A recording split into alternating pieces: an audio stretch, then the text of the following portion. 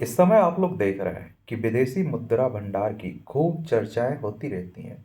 तो विदेशी मुद्रा भंडार के लिहाज से ये 10 बड़े देश भारत के अरबों डॉलर भी काफी क्यों नहीं है, इसके बारे में बात करते हैं। विदेशी मुद्रा भंडार होता क्या है?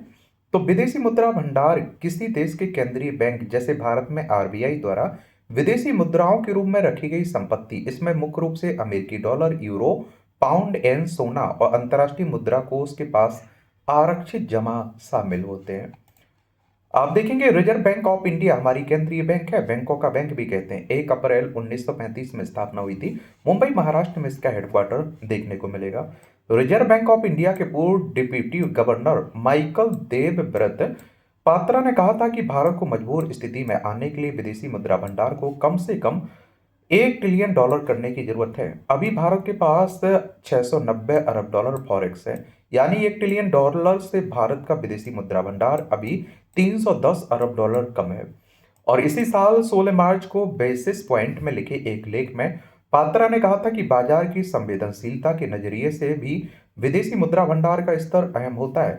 1 ट्रिलियन डॉलर का लक्ष्य दो अहम सुरक्षा कवचों पर आधारित है। इनमें लगभग 350 अरब डॉलर एक वर्ष के भीतर चुकाए जाने वाले सभी विदेशी कर्जों को कवर करने के लिए और बाकी 650 अरब डॉलर विदेशी पोर्टफोलियो में निवेशकों के संभावित बड़े पैमाने पर पूंजी निकासी से सुरक्षा के लिए जरूरी है। पात्रा ने लिखा था कि ऐसा इसलिए क्योंकि विदेशी पोर्टफोलियो निवेश की निकासी बड़े पैमाने पर और कई सालों तक जारी रहने वाली प्रक्रिया हो सकती है। 2022-23 के बाद भारत ने इस मुश्किल को झेला भी है। शुरुआती अनुमान बताते हैं कि इस तरह की सुरक्षा के लिए लगभग 600 अरब डॉलर से 650 अरब डॉलर की जरूरत पड़ सकती है। और इसी आधार पर भारत के विदेशी मुद्रा भंडार का लक्ष्य कम से कम 1 ट्रिलियन डॉलर होना चाहिए। कम से कम इसलिए क्योंकि इसमें यह भी आकलन करना होगा कि उस भंडार का कितना हिस्सा हस्तक्षेप के उद्देश्य से लिक्विड रूप में उपलब्ध रहेगा। हाल के हफ्तों में भारतीय रिजर्व बैंक ने मुद्रा बाजार में अपना हस्तक्षेप बढ़ा दिया है, क्योंकि ईरान युद्ध के कारण कच्चे तेल की बढ़ती कीमतों से भारत तेल आयातक अर्थव्यवस्था पर बड़ा खतरा है। रुपया गिरकर रिकॉर्ड निचले स्तर पर पहुंच गया और रुपया अभी $1 की तुलना में 95 रुपए से ऊपर चला गया। डॉलर का दबदबा। इन दबावों के बावजूद माइकल पात्रा का तर्क है कि रुपये में हर साल 4 से 5% तक गिरावट बचत और निवेश के बीच मध्यम अंतर जैसी आर्थिक बुनियादियों के अनुरूप है। उन्होंने लिखा कि रिकॉर्ड यह दिखाता है कि आरबीआई इस स्तर की गिरावट से चिंतित नहीं हुआ। केंद्रीय बैंक ने अचानक तेज गिरावट या झटकों की बजाय एक नियंत्रित और क्रमिक गिरावट का रास्ता प्रभावी रूप से सुनिश्चित किया। दुनिया भर के देश अपनी विदेशी मुद्रा भंडार में सामान्य तौर पर 60% से ज्यादा अमेरिकी डॉलर रखते हैं और अमेरिका को अपने आयात का बिल भरने या अपनी मुद्रा को समर्थन देने के लिए विदेशी मुद्रा रखने की जरूरत नहीं होती है। किन देशों के पास कितना फॉरेक्स है?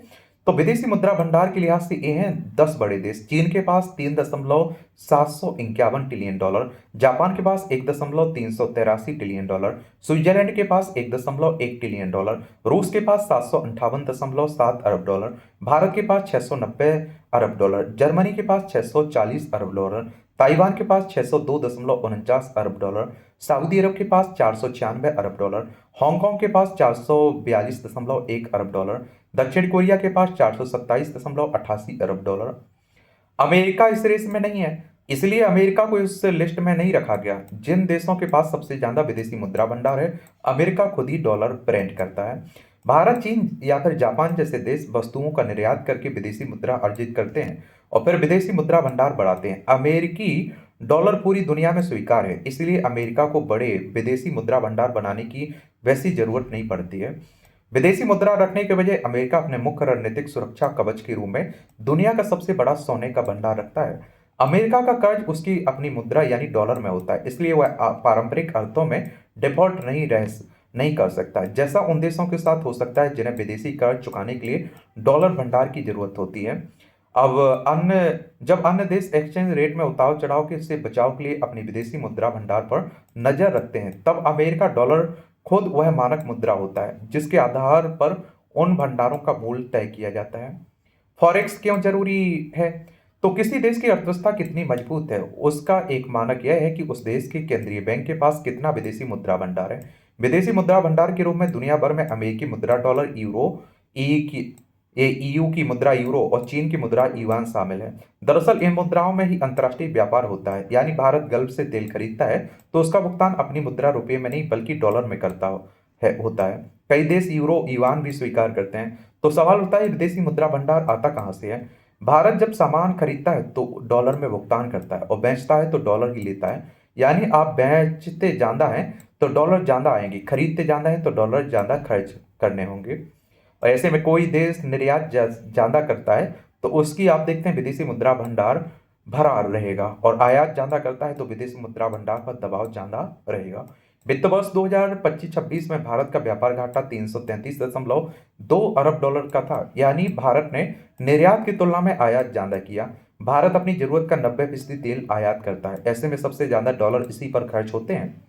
वाणिज्य उद्योग मंत्रालय की ओर से जारी आंकड़ों के अनुसार निर्यात आयात के बीच का अंतर जनवरी महीने में बढ़कर 34.68 अरब डॉलर हो गया, जबकि एक महीने पहले यह 25.05 अरब डॉलर था। जनवरी में आयात सालाना आधार पर 19.2% बढ़कर 71.24 अरब डॉलर हो गया, जबकि निर्यात केवल 0.6% बढ़कर 36.56 अरब डॉलर रहा। तो यही हाल है डॉलर का। बाकी आप लोग क्या सोचते हैं, अपनी राय जरूर बताइए। धन्यवाद।